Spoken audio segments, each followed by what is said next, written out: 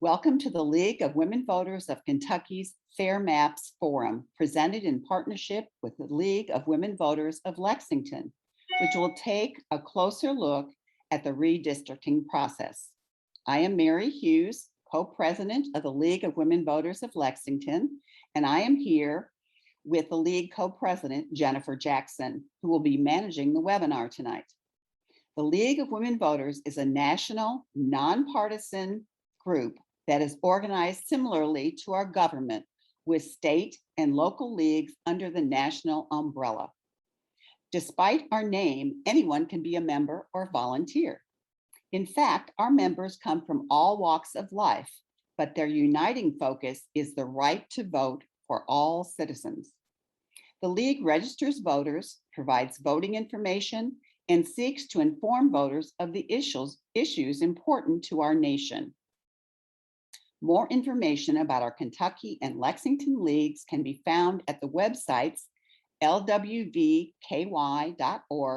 and LWVLexington.com. Tonight, our program focuses on basic information about redistricting. Redistricting occurs every 10 years after the U.S. Census data is released, and it is a very important issue because this is the basis on which our representative government is built. If you are a Lexington resident voting in the special election for Kentucky Senate Seat 22 on November 2nd, you may have noticed that few other Lexington residents are included in that election. Instead, you will be voting with residents of Mercer, Washington, Jessamine, and Garrett counties to determine your state Senate representative, areas that are likely outside where you work, shop, go to church or school, or get medical care.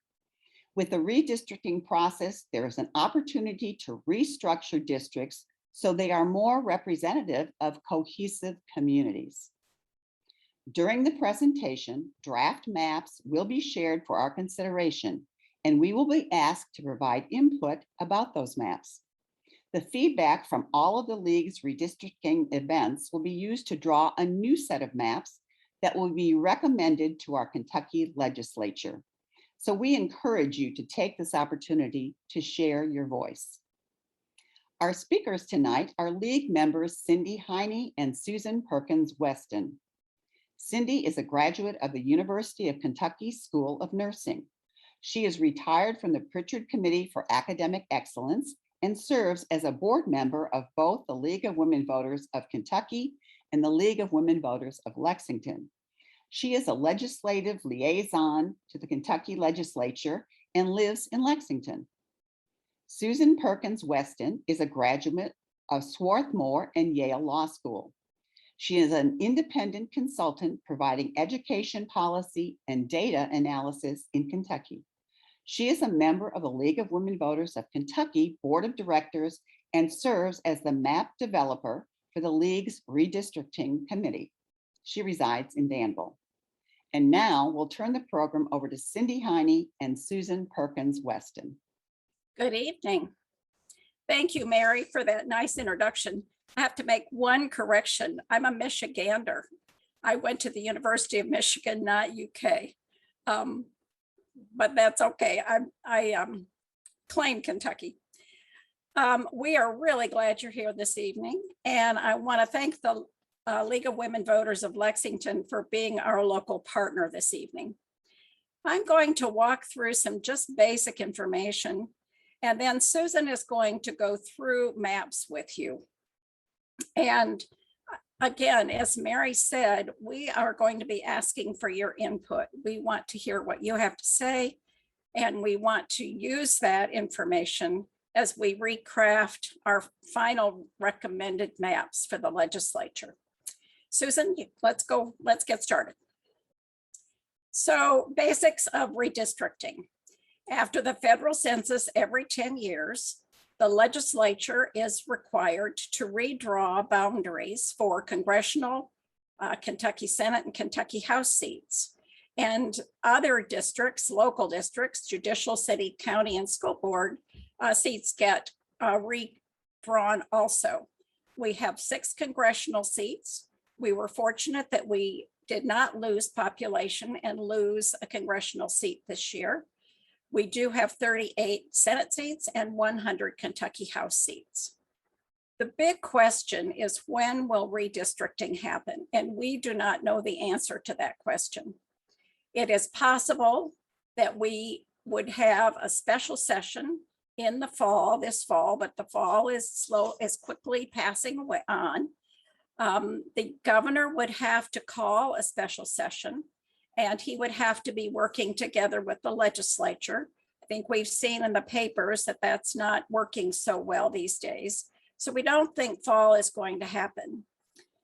It's possible that the legislature will do this in very early January, as quickly as they can. One of the challenges is the filing deadline was moved a few years ago from the end of January to early January. Candidates can't file for office if they don't know what districts they're in. If the legislature decides to do it in early January, they could push the filing deadline back, and that would give candidates a chance to know what districts they're in and file. But we don't know if that's going to happen. It's a possibility.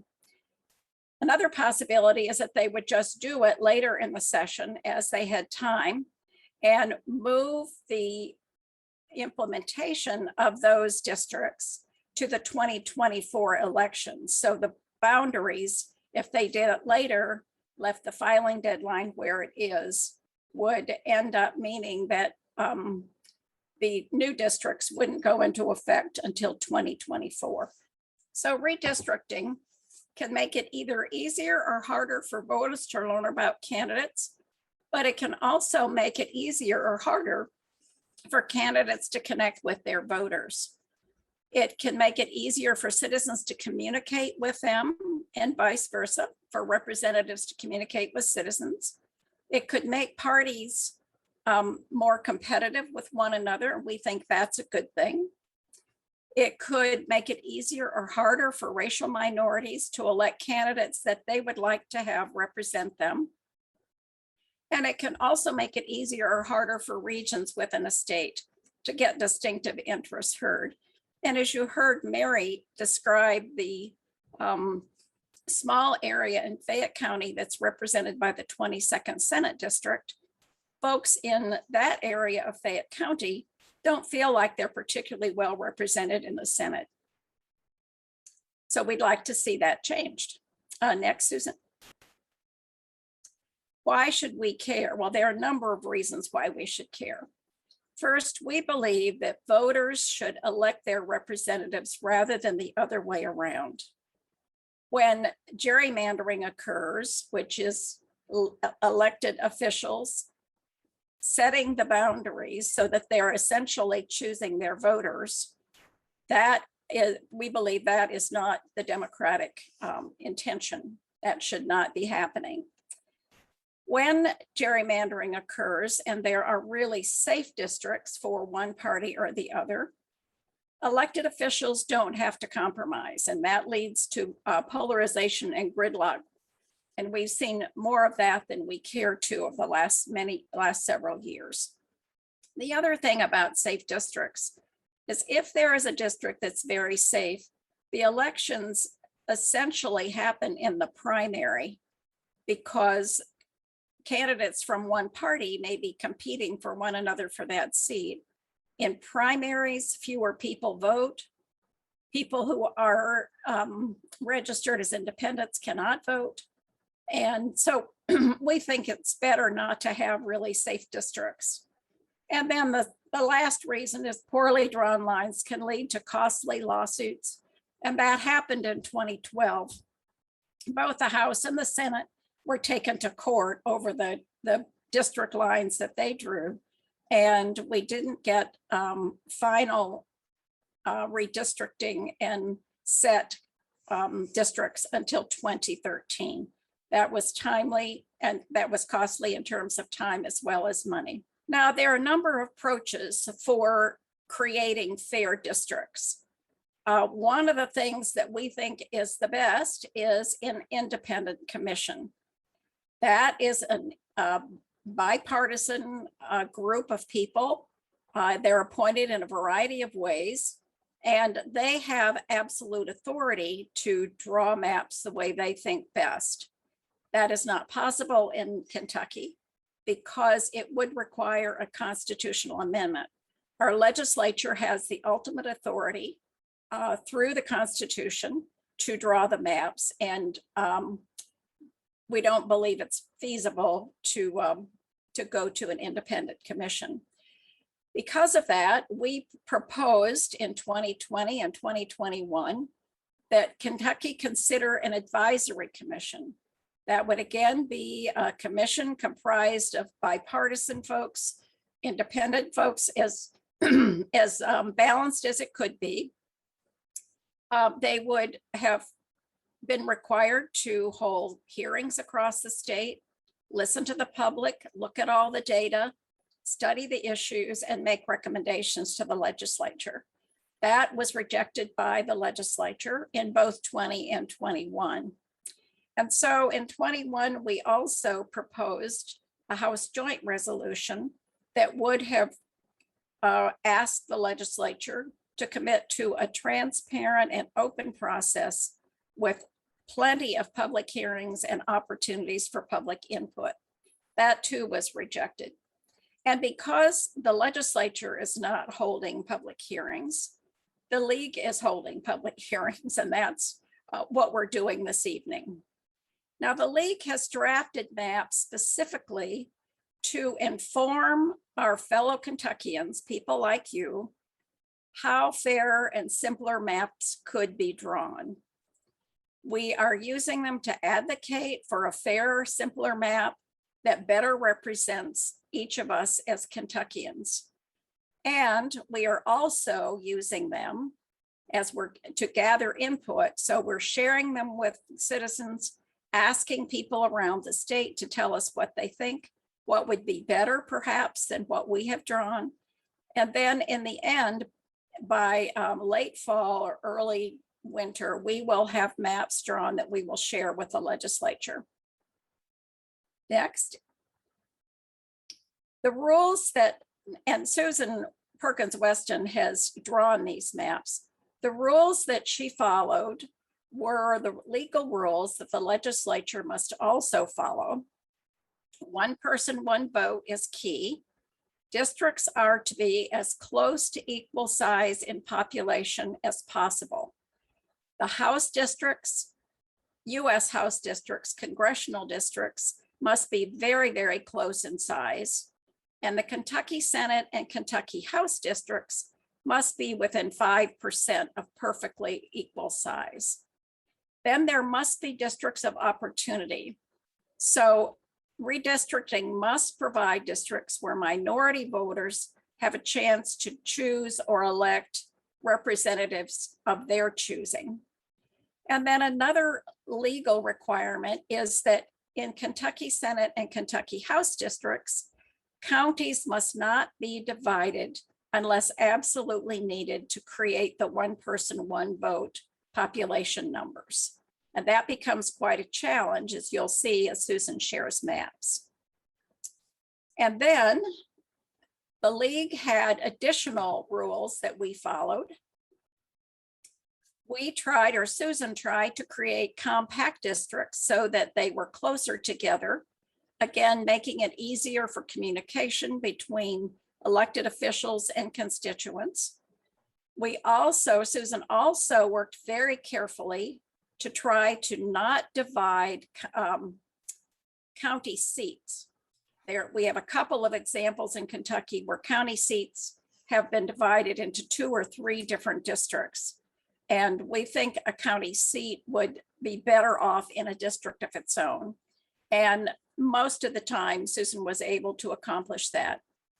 And then the other thing that we did is or Susan did, is we paid no attention to where incumbents live. And in fact, we still have not gone back to see where people live, what districts they're in, and who we might have bumped out of a district.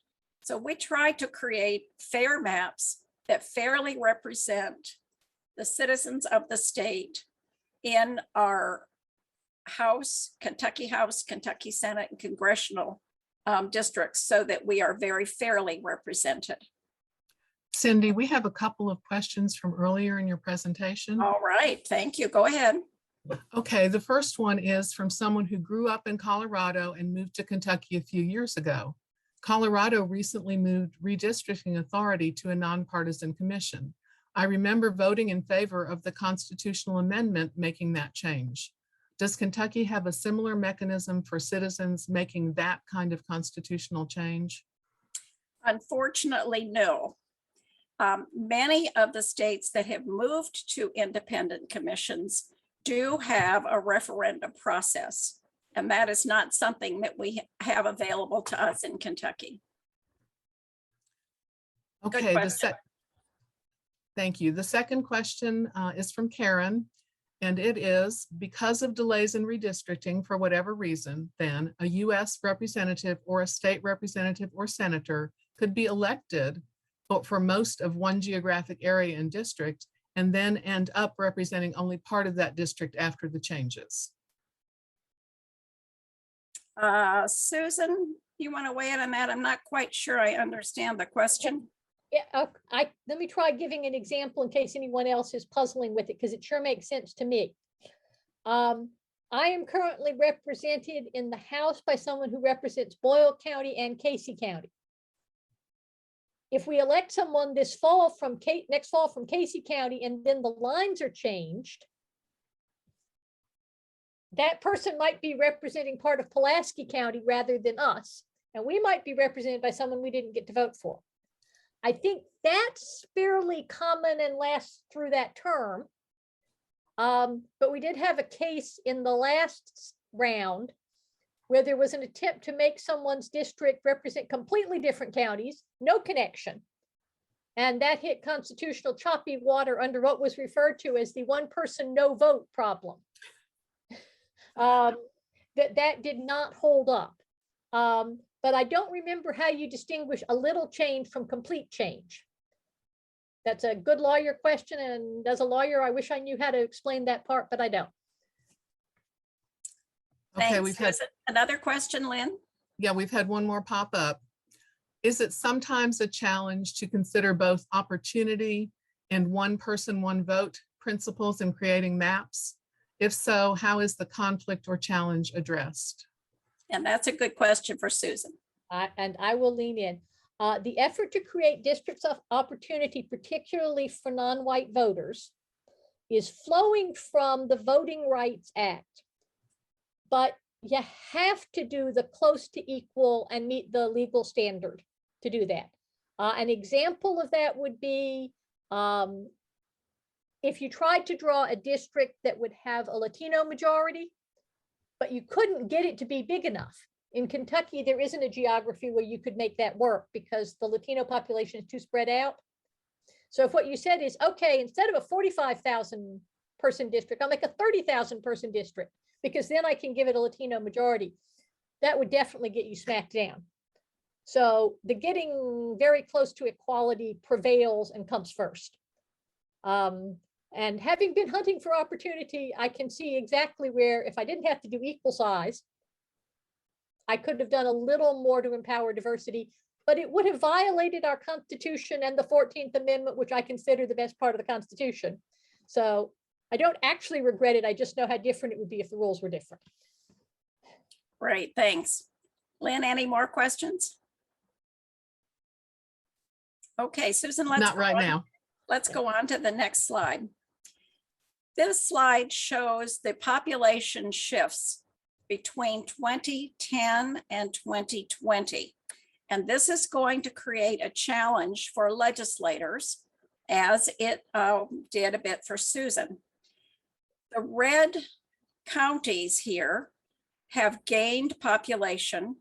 The deeper the color, the deeper or the greater the increase.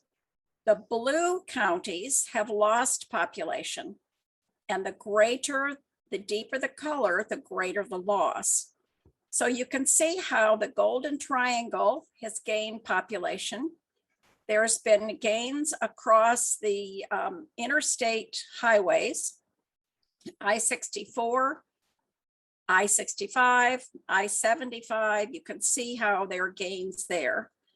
And when you think about these counties that have lost population, that means some shifts in the size of the districts, because if you have fewer people, your district is geographically going to have to get larger. If you have more people, your geographic district is going to get smaller. So we thought that this was an important piece of information to share with you about some of the challenges in recrafting or recreating these districts. And now we're going to switch to Susan, and she's going to show you some current maps, and then the maps that she has recently drawn with the 2020 data. Okay, happy to be here, having jumped in before I was given permission.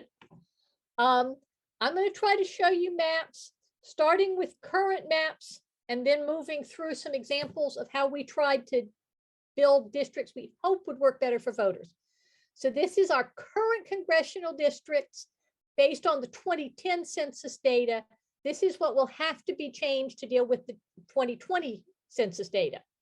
And I'm going to invite you to take a moment to look at this and see what strikes you as maybe not the best for voters. And I'm giving you that before I throw in my own opinion. The shortest way I'd say what looks really difficult to me is the two yellow districts. That's the first district in the west and the fourth in the north. The first district puzzles lots of people, and I think I know what the main goal that created that was, which is Daviess County out in the west, which is Owensboro, trying to put it in a district with Bowling Green and Warren County.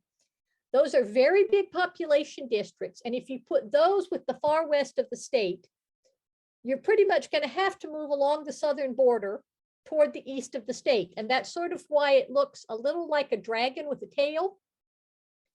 That was in order to put Bowling Green and Owensboro together, I think. In the north, what you're looking at is a very long, very skinny district running along the Ohio River, all the way from partly being in Jefferson County with Louisville to partly being in Boyd County with Ashland. That's a long stretch for voters to communicate with each other. And I think it may not have been ideal. Someone is asking if I can make the map clearer, and I'm sorry that I can't. If you don't have full screen might help a bit.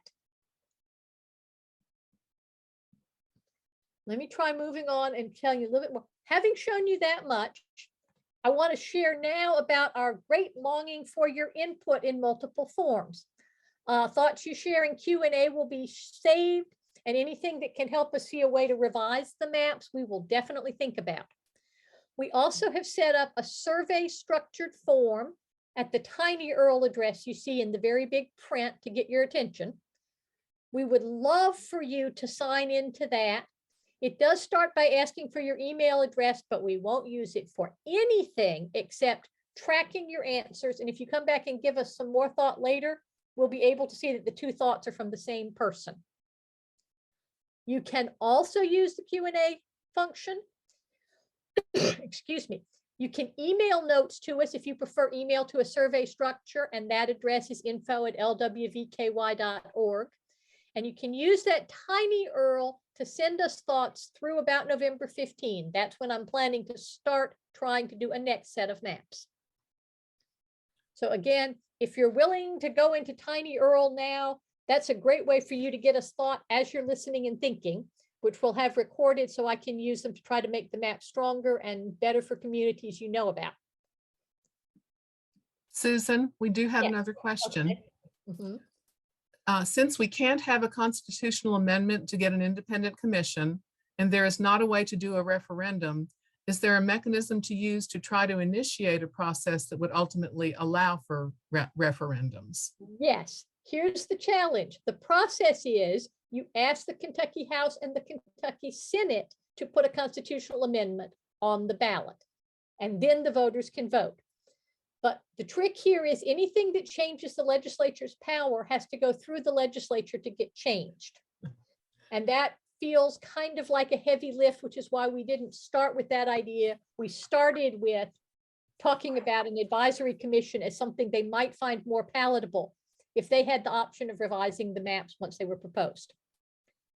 So here's the map I worked on, trying to have something that was more compact and easier to look at. The big change, of course, is putting Owensboro in the Western District, along with a few other counties. And once I did that, it was easy to have that all truly be west, meaning that the district to the south in yellow could look also more orderly. It does have to go all the way down to the southern border in this version. Up in the north, I tried to make a fatter, less lengthy district. It's sort of plumper rather than looking like a beanpole stretched out, to make that northern district be easier to move around in. And once I'd done that, it meant that, excuse me just a moment. I'm getting a call from a member of the league board who I will pass away. And I'm scared it was going to make noise, so I just interrupted. Once you make those changes to the Western District and the Northern District, what follows is that the Eastern District had to rotate, sort of like rotating it counterclockwise. So the old Eastern District ran roughly from 8 o'clock to 2 o'clock. And as revised, it runs from 1 to about 7. And that left me with, okay, here's where the central district around Lexington has to be. I am seeing new questions that are really easy to answer. Roughly speaking, the population for each of these districts is a bit over 750,000 people. These are very close in size because for congressional purposes, it has to be. And I'm also seeing the Howard, Louisville, and Lexington addressed. Lexington is the center of the pink central district on this map, and Louisville in Jefferson County gets its own slide. That's because Jefferson County is too big to be its own congressional district. It's above the 750,000 limit. That's really, I'm rounding that a little bit, which means it's necessary to take little nibbles out of Jefferson County. And there are many ways to do it. The way I chose was in the Northeast, you can see a little blue square-like section nibbled off and put into the Northern District. And in the Southwest, you can see a small section nibbled off and put into the Southern District, leaving that whole big orange area to be a congressional district that is the right size. I'll show you the other places where splits were needed to get very close to equal size. One is in Grayson County to the west. And that's a straightforward, simple line divided between west and south.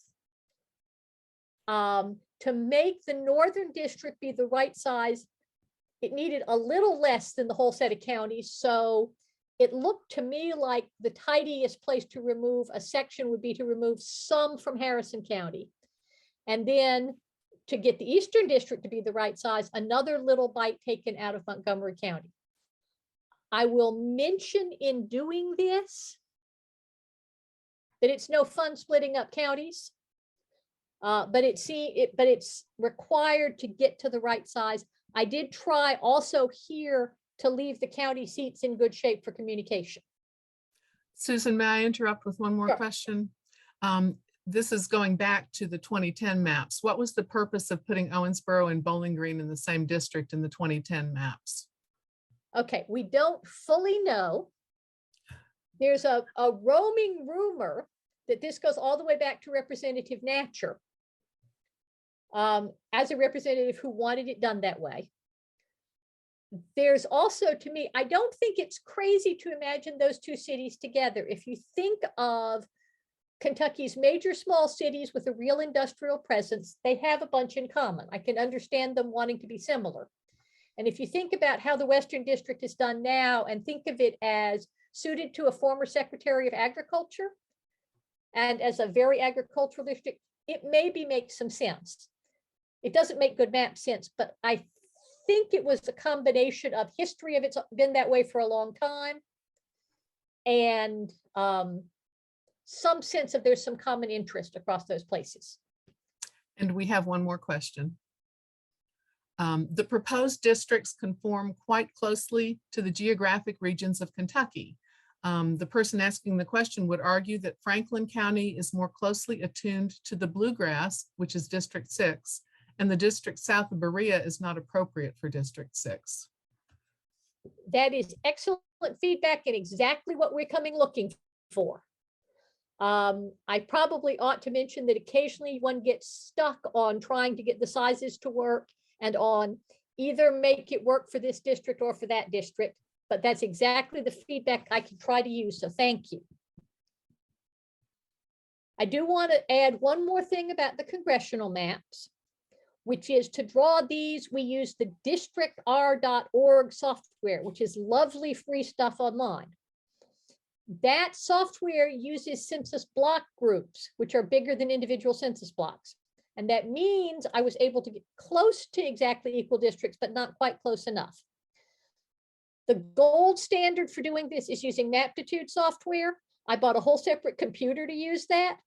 And then I hit a software glitch at the moment when I had to get these done on a deadline, which is why I switched.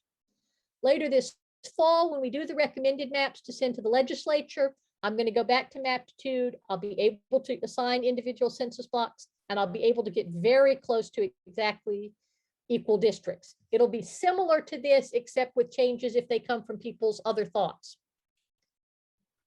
One more comment, Susan. I definitely think that it makes more sense to give Eastern and Western Kentucky their own districts. I've always understood them as blocks and was surprised they weren't like that in the current map. I think your proposed map is much better in that regard. Thank you for that thought too.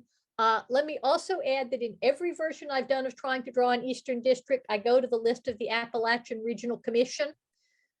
And I'm trying to have that district have a consistent Appalachian identity. It can't hold all the counties that qualify, but I have been trying to have it be only districts, counties that qualify, to preserve that sense of that distinctive part of our state as another version of a community of interest worthy of some respect. So, let me go back and show you this first. So this is the house map. I'm showing you this just to orient you because it's very hard to see on a screen. You sort of need a high quality printed version and then to lean over and look at it closely. But I'm going to show you some close-ups relevant to this being our Lexington event. Here's the current map of Fayette County divided. And you're seeing there, I've circled the districts that are entirely in Fayette County. And then there are 4 more districts that include other counties. And my great question is, can you see District 39 on here? It isn't numbered.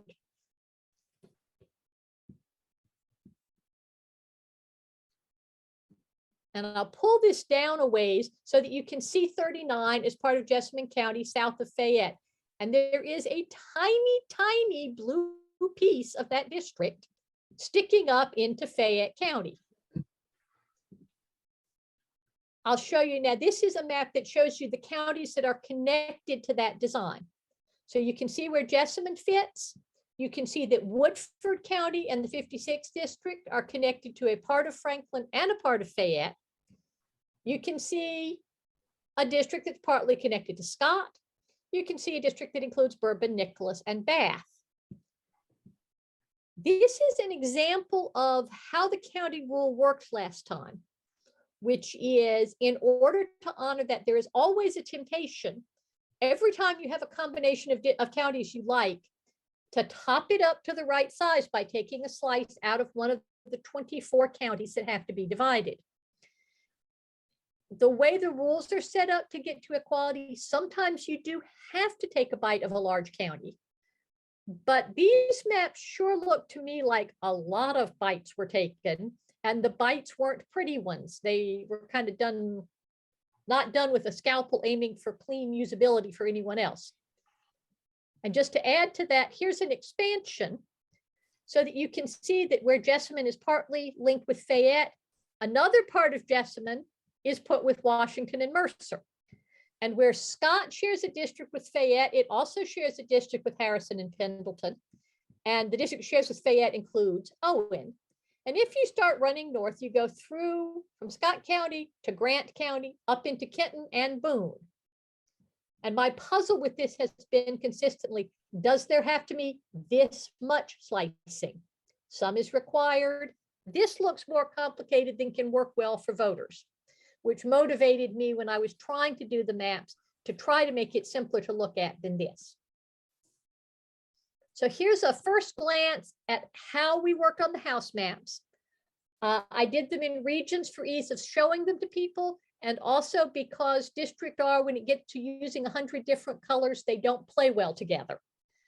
But the regions let us focus in a little more for each region. So for tonight, we're going to have a look at the central region, but also a look up to the north and a look down to the south adjacent to the central region. Zooming in a bit to look at this central map, this is by far the ugliest of my regions, I should admit. But in this map, Fayette has 6 districts and shares 4 with other counties. Jessamine has 1 district and shares another with Garrard, but 1 district is completely in Jessamine County and it includes Nicholasville. Madison has 1 and shares 4 with other counties. And Scott has 1 district and then shares another with Bourbon and Fayette. And we'll hone in on this with another step. So here's a closer look at the Fayette design to let you see the places where power is being shared with other counties. So you can see that Woodford has a slice connected to Fayette. You can see that this Bourbon and Georgetown district does. You can see that Clark County and Winchester do, and then you can see northern Madison County being connected that way. But we can look a little closer still. Here's a close-up where you can see just Fayette County. And at this point, you can sort of see most of New Circle Road. You can see Versailles Road. You can see Nicholasville most of the way up, because I worked on using the really major roads as boundaries that people would recognize and that would be easy to communicate about. I don't assume that's always the right way to do it. I know I'm walking on other people's eggshells, but this was the best thing I could do, thinking from Boyle County and knowing I got to come to forums and ask other people for feedback on whether this is constructive and what might be more constructive. Remembering a question from earlier, I'll say all of these districts are aiming to be close to 45,000 because the state's population came in the census as 4.5 million. Susan, we have a comment that I think probably relates to the earlier drawings, which showed the old Fayette County. It says it looks like Fayette County's power is weakened by the numbers game. I think that is likely to have been an effect. Pulling so many parts of the county off to work with other counties resulted in fewer that belonged heavily to Fayette County. So I think that's a net effect. I don't have political insight into whether that was intended or a fluke of other ways people made choices. I will say the house maps we are working with now were drawn by the party that is no longer in power. So when you're trying to suss out what they intended by it, keep that in mind as to what people might have been thinking about. This is Madison County looked at a little closer. That pink district in the top is going right into Fayette County. The big blue district includes Richmond and is an attempt to make that county seat have some coherence. And then, yes, Madison County is helping solve problems of some other counties, as shown in those districts to the east and the south. And also I will mention, this map does show the name of Berea as in the blue district. I couldn't actually make that happen. The map insisted on putting the name there, but in fact, the city of Berea is primarily in the district with Jackson and Clay. And I can understand that may frustrate some Berea folks, but I couldn't find a way around it that honored one person, one vote. There are two other divided counties in this region. Here's a close-up to let you see Jessamine. And in this map, Nicholasville is in the district that belongs entirely to Jessamine County, and it's basically Wilmore that is connected over to Garrett and Mercer. And Scott County has a district of its own with Georgetown inside it, but with a piece of that county pulled off to be in the district with Bourbon County. That's my plot, trying to make things easier for the people who live in those counties. I'm going to show you the southern map more quickly. In the state's current map, Lincoln and Pulaski counties get divided up very seriously, including Laurel County and London having no district that serves only Laurel County, even though these are quite big counties. In the version I did, Pulaski County had to be divided to have one district of its own and share with two others, and London was divided the same way. And this map does show you a few other counties, including where I live in Boyle. In the northern region, the detailed part to see is they have 3 counties in a row that have to be divided. Boone has 2 districts on this map that are entirely inside of Boone County, and one shared with Kenton, and then another shared with Gallatin and Grant. I think I've got a typo there and did not list one of those counties, and also with part of Kenton. And then Kenton has 3 districts that are internal, and the one shared with Boone and one shared with Bracken and Pendleton. And Campbell just gets 2 districts. I think that's easier for them, but it would help if I had actually said Grant County there. That's a first look. You can share thoughts on the draft maps. If you pop up questions now, I can go back to the ones you asked about. And again, email will also work for us. I'm going to start in on the Senate maps, which I will show you more briefly because they're generally simpler, because there are just 38 districts. Here's the state map for the Senate. You can see some of the patterns here. A thing I will call your attention to is if you look to the east, you see a whole set of very long stripes, county after county, sort of looking like pearls on a string. Those are districts that fit the legal requirements, but they look like it could be very challenging if you live in the northern part and are represented by someone in the southern part. It could be a major drive to get to see your representatives. If you live in the southern part and are running for office, it could be a major challenge to campaign all the way up to your northernmost parts. And I will mention, as a specialized peculiar district, if you can pick out where the 14th district is, starting with Casey County, which is sort of shaped like Texas, and moving north to include Marion and Nelson and Spencer, and look over here, a little segment of Jefferson County. So it's a swing from very rural all the way into our most urban county. And that's an important challenge. I see thought. Okay, I see the question, where did you draw the line in Scott County, specific road? I am not exactly sure. Let me pull back and see what I can remember. I don't think I even knew the names of this set, although the brown boundary there is I-75 moving up toward the county. If someone will collect your email, I can send you a link to see this map in District R where you could zoom in further. And that might let you pick it out, either because when you make the map show you very close in, sometimes District R shows you road names. And if it doesn't, you may recognize the road pattern if you know your way around that county. There's another question related to Fayette County. Mm-hmm. I think it would make sense, or a comment, excuse me. Yeah. I think it would make sense to try to keep Fayette to itself inside Man-o-War. Outside Man-o-War is much more agricultural and would fit well with surrounding counties. That seems like a a very reasonable view. I'll say what happened with that is the population outside of Man-o-War isn't very big.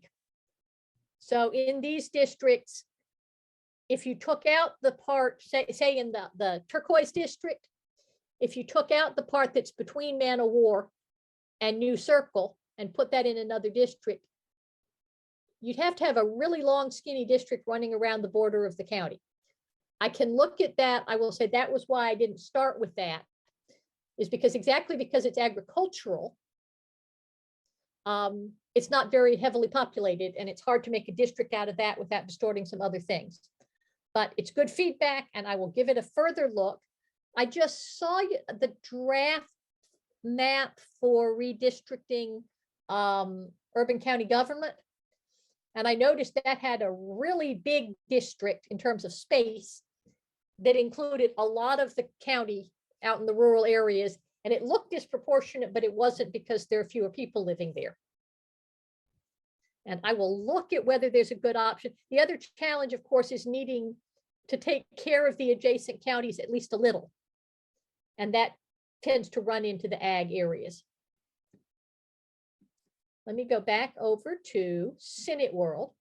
So our version of the Senate maps, I did that just in 2 regions, East and West, and East is definitely your territory. So in the East, Fayette County had to be divided.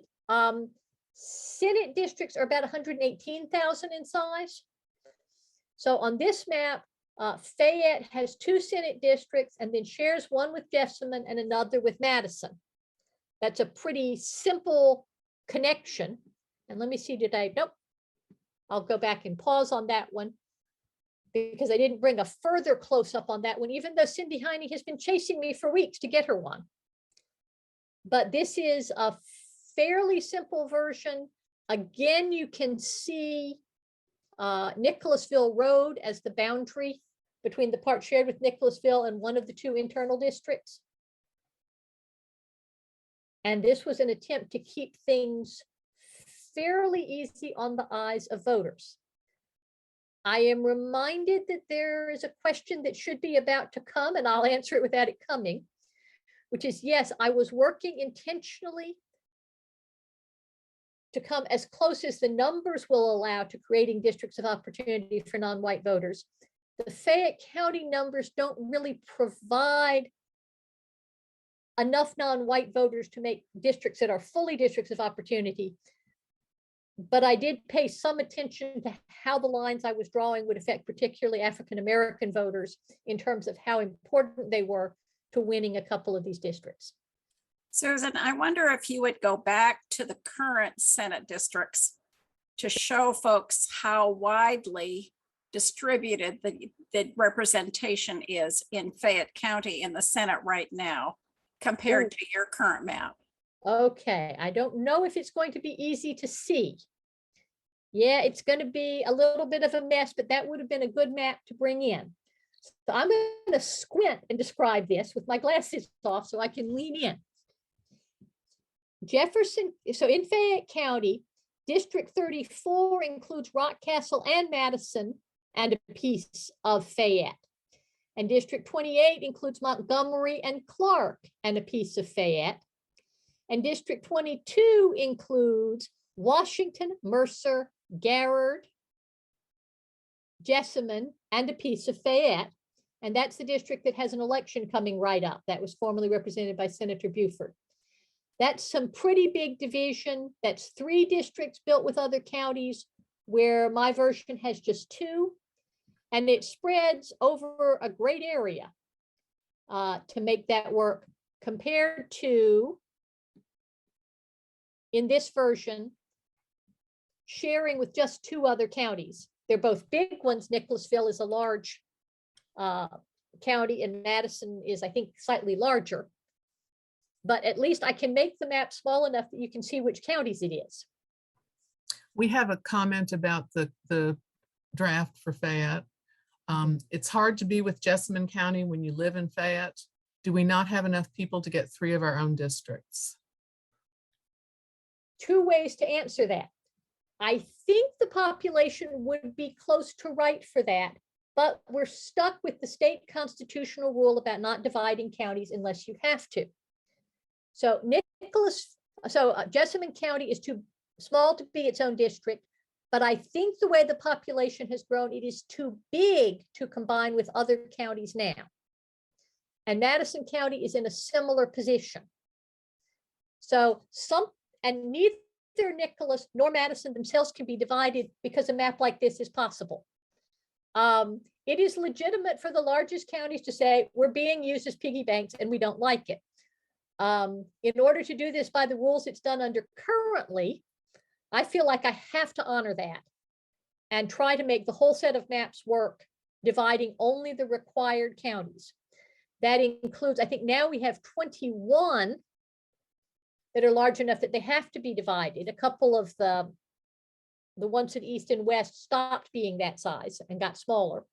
And then there are 2 places on the maps where I had to pick a county to divide because there was flatly no way to district a county.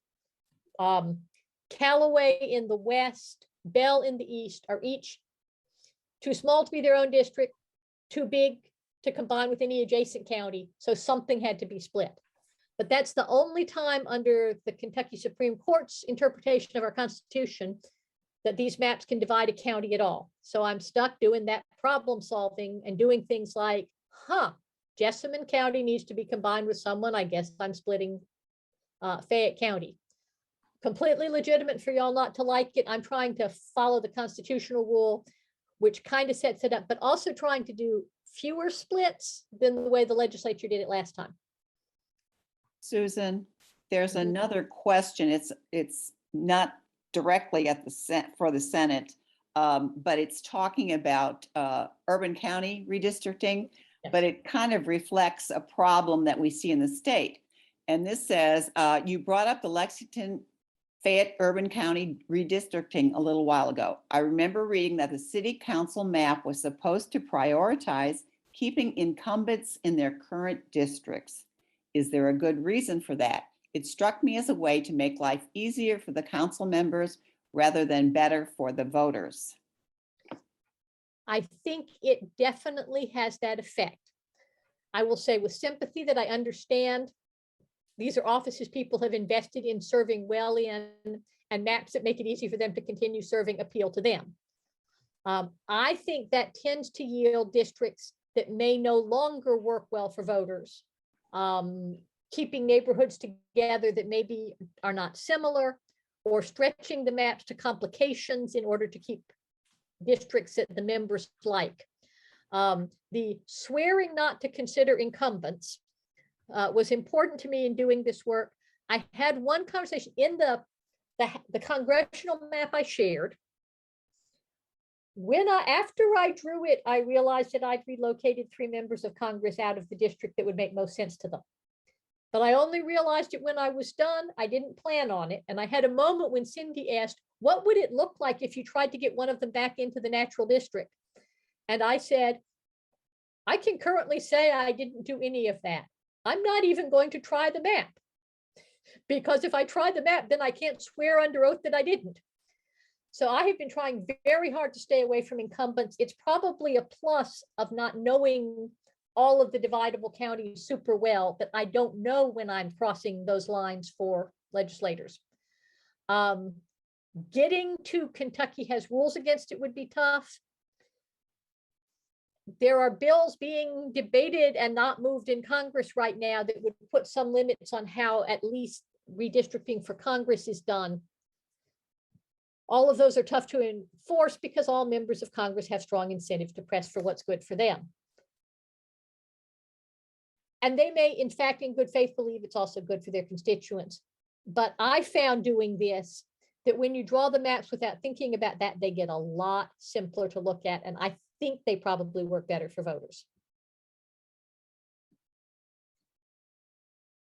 I'm going to move on for a second and show you again how this looked in the northern part of the state, which is the other eastern half. In this version, Boone gets a Senate district and shares one in that almost Pepto-Bismol color. Kenton gets a district of its own, and then shares both with that pink district and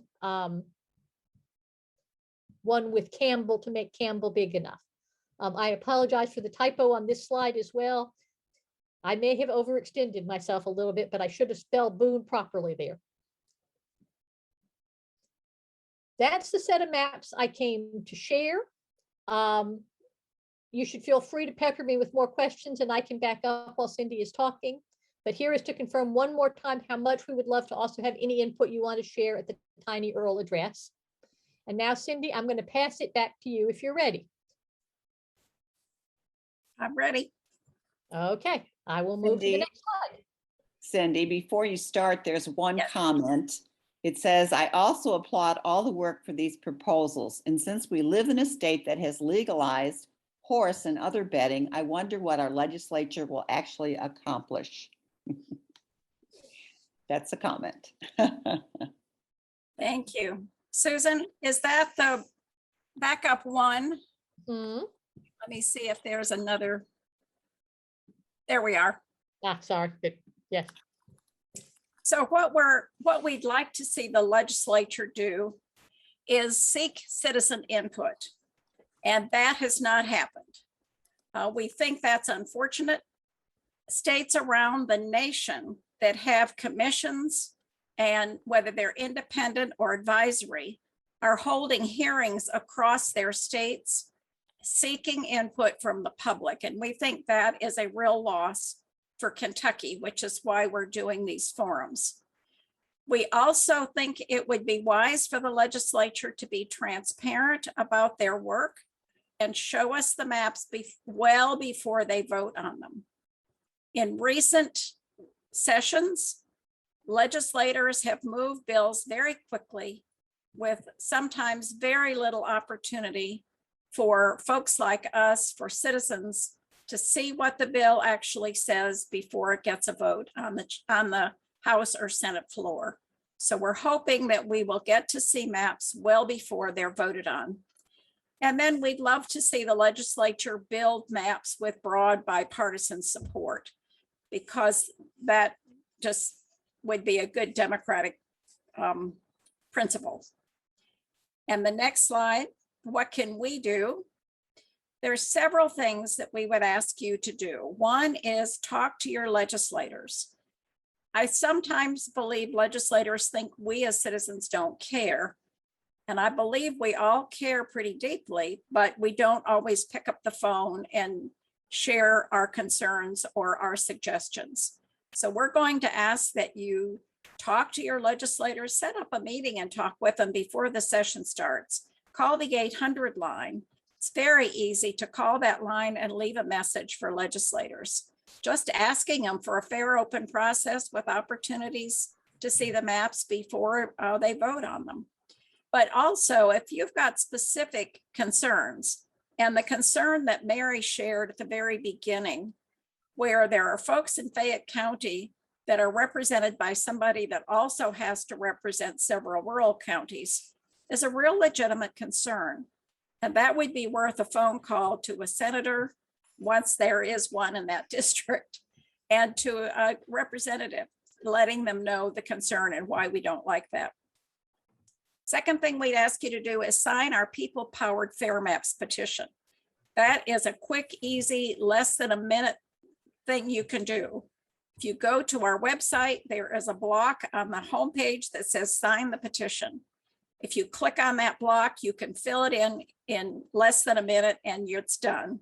That's another way that we can let our legislators know that we as citizens do care about this process and we are paying attention. You are already attending a Fair Maps forum. Our forums across the state are all recorded, and they will be, the ones that we've done already are already up online, except for Frankfort that's going, or Louisville, that we did earlier this week, and that will go up probably tomorrow. So you can watch those, see the comments, see the maps that are specific to those areas, if you like, or share it with your friends and family across the state. And then we encourage you to ask your friends and neighbors and family to do all of these things. Call legislators, sign the petition, and attend a forum so that you can learn more and comment. And next, Susan. Yes. Cindy, we have a comment and a question. Oh, Okay. I just lost the question. So the comment is the only easy solution for the Kentucky map that deals with incumbents would put Pulaski in the Eastern District. That is correct. Pulaski is, if you remember the map of the congressional districts, Pulaski is in that middle south central region. What's interesting to note, if you look at this map, is that Pulaski currently is in the 5th. In our recommended map, Pulaski is in that middle yellow section. The other interesting note is that the congressman who represents the 1st district, Jamie Comer, lives in Monroe County, which is down here on the Tennessee border, east of Bowling Green. And the congressman, Brett Guthrie, who represents what is now the 2nd district in yellow, lives in Bowling Green. So in this particular map, Susan inadvertently put 3 congressmen in the same district. So was there a question then with that, Lynn? Cindy, I'm sorry, this is Go ahead. Mary. There was one asking about the petition for Yes. public input, and that is on the Kentucky League's website, but it's also on Outreach Circle, I believe. Is it That's correct. That's is it correct. anywhere else? No, those are the 2 places. If you are interested in helping us gather names on that petition, and if you are going to public meetings in person, you can download at our website, which is LWVKY.org. You can download a hard copy petition, take it with you, ask people to sign it, and then mail it in. And there are instructions on that form to tell you where to mail them. The petition is basically asking for a fair, open, transparent process with ample opportunity for public input. It's not asking for specific maps, it's asking for a process, a fair process. Okay, and then the next slide, Susan, I think this is the last one. These are the ways to reach us. Email us at info@lwvky.org. Go to our website, www.lwvky.org. Give us a call or go to the tiny URL for that feedback form. When you have a little more time, we went through a lot of material tonight and a lot of maps. When you've got a little more time and can go explore those maps, go to that URL and give us some feedback. I've watched this several times now. I've presented some and I've watched Susan, and I've got lots of ideas that I want to share. So when this is all over, I'm going to dig those maps out and I'm going to send lots of ideas in on that feedback form. And then the QR code here goes to our outreach circle.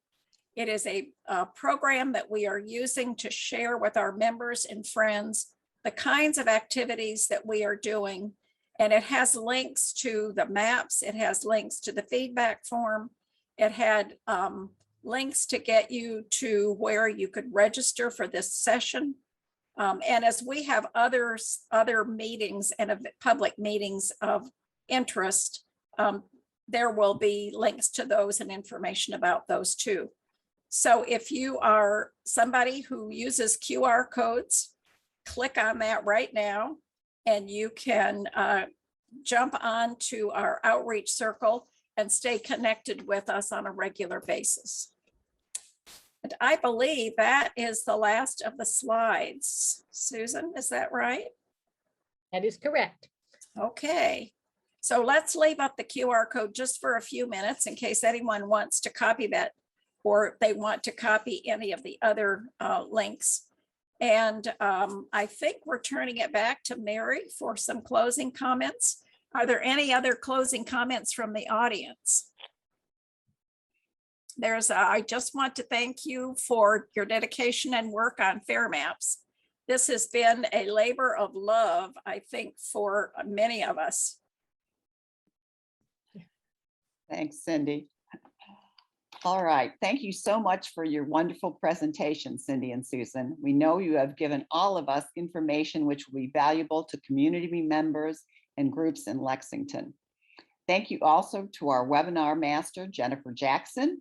A recording of this program will be available in a few days on the League website, LWVLexington.com, and on the state website, LWVKY.org.